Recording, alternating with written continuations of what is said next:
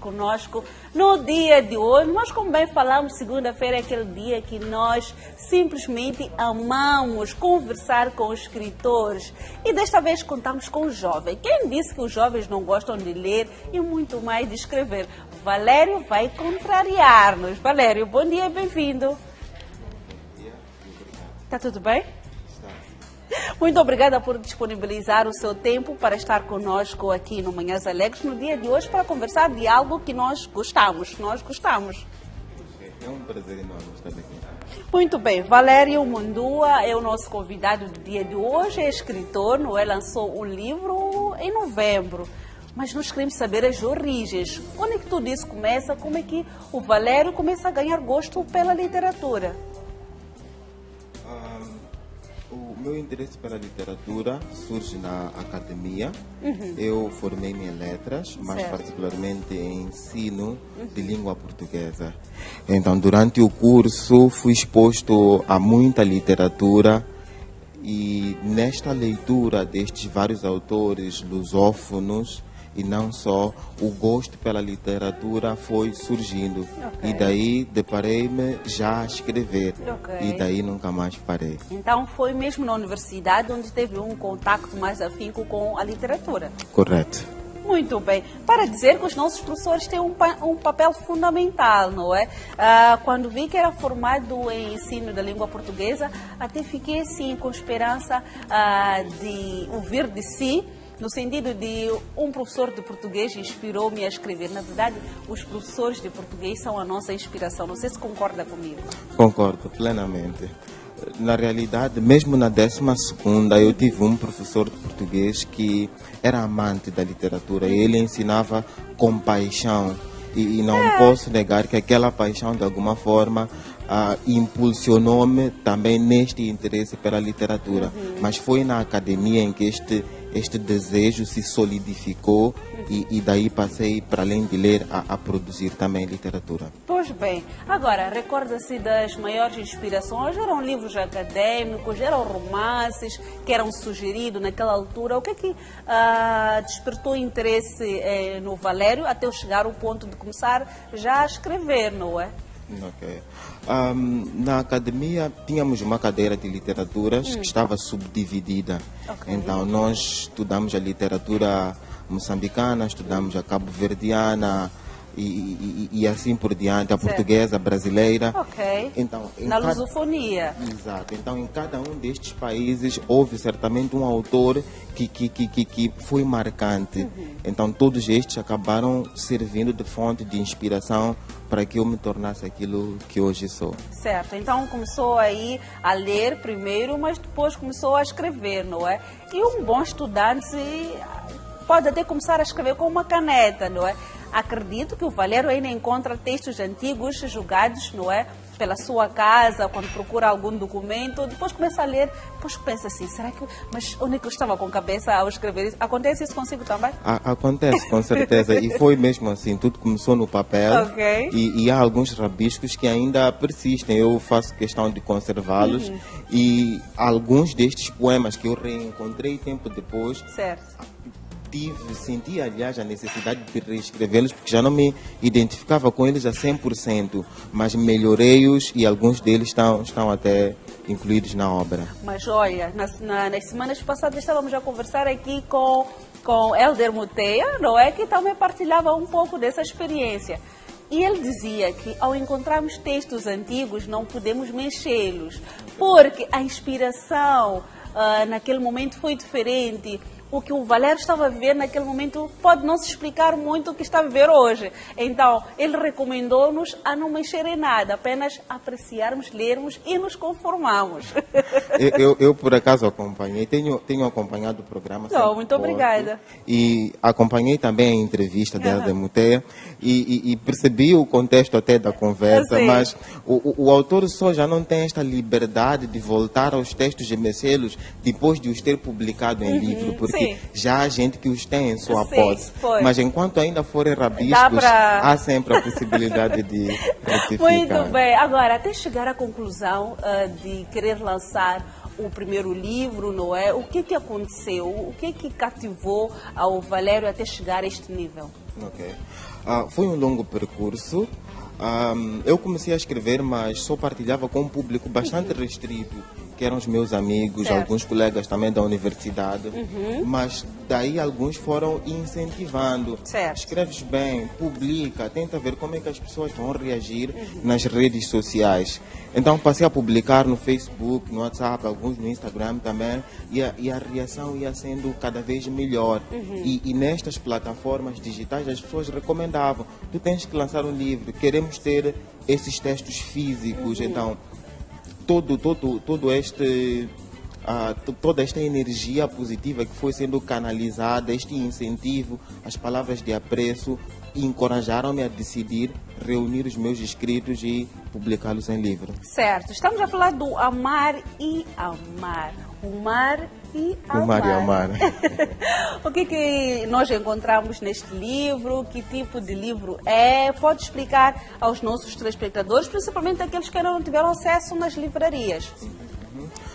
O Mar e Amar é uma coletânea de poemas, maioritariamente versando sobre o amor, mas não se restringe a esta temática. Há vários textos sobre questões sociais, mas o principal foco é mesmo este sentimento tão nobre que é o amor. Certo. E qual foi a sensação de poder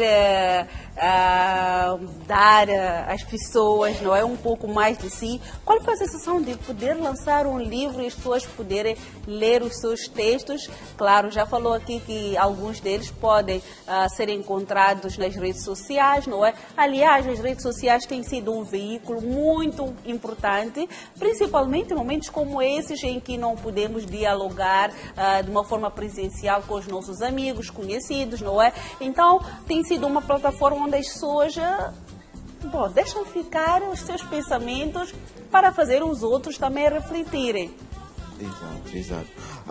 Na realidade, a decisão de publicar um livro é, na minha opinião, um ato de coragem. Certo. Porque são os nossos pensamentos, são as nossas ideias, é o nosso ser que de alguma forma arrancamos um pedaço e colocamos nas mãos das pessoas. Certo.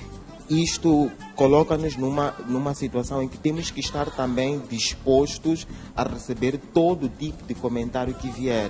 Ou seja, autorizamos as pessoas a dizerem coisas boas e más também. Então temos que aprender a lidar com a rejeição, com aquele que vem e diz: eu não aprecio a tua escrita, mas força a quem gosta. Então é de fato uma decisão difícil, porque nunca sabemos como é que o nosso livro há de ser recebido pelas pessoas. Muito bem. Agora, Valério, eu jovem, não é? Não vou aqui dizer a idade para aquelas pessoas que não gostam de dar a conhecer a sua idade. É um jovem que já vimos que gosta de ler e também gosta de escrever. O que acha que está por detrás dos comentários que sempre ouvimos de que os jovens não gostam de ler, os jovens passam muito tempo nas redes sociais, não é? Não estão a valorizar os benefícios todos que a escrita tem. O que acha que está por detrás disso? Ok.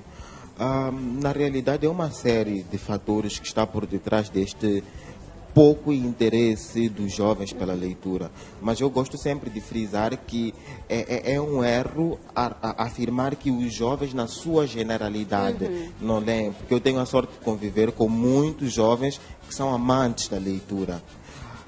Mas, infelizmente, estes não são o grosso. E eu penso que o gosto pela leitura, dizem vários teóricos, começa em casa.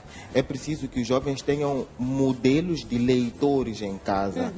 E as crianças, na primeira idade, agem muito por imitação. Então, aquilo que os seus pais forem, eles terão, aliás, uma tendência de imitá-los. Mas este interesse não se circunscreve à casa. Quando vão à escola, os professores que vão ensinar a literatura têm que ser gente apaixonada pela literatura, porque a única forma de transmitir ou de semear a paixão ou o gosto noutra pessoa é que esta pessoa sinta este gosto também em nós. Então, eu penso que há toda uma reforma que precisa ser feita no sentido de se conseguir despertar o interesse pela leitura mesmo na escola. que a leitura não seja mecânica no sentido de se ir buscar, ou seja, de instruir os estudantes ou os alunos a irem ao livro buscar informações específicas. Pois. Eles têm que aprender a apreciar a literatura não como uma disciplina, mas como uma indisciplina até. Ou seja, ter a possibilidade de mergulharem no livro e trazerem aquilo que é o seu interesse e não serem sempre conduzidos por caminhos estreitos a analisar. Deve ser mais espontâneo, não é? Com certeza. Muito bem. Já ontem vi um status da minha prima, não é? Então, ela lamentava o fato de ter encerrado as aulas, não é? Ela está cá na cidade de Maputo, então faz parte das cidades em que não se pode frequentar a escola, não é? Mas dizia assim: pelo menos terei tempo para mimar o meu coração, não é? Tinha uma coletânea de livros que ainda está por ler, então percebi aí que realmente existe, claro, um grupo de jovens que ainda está afastado dos livros, mas também existem pessoas que simplesmente amam ler e amam escrever. Aliás, a escrita é uma consequência da leitura, não é? Não se começa a escrever antes de se começar a ler. Sim, sim, sim.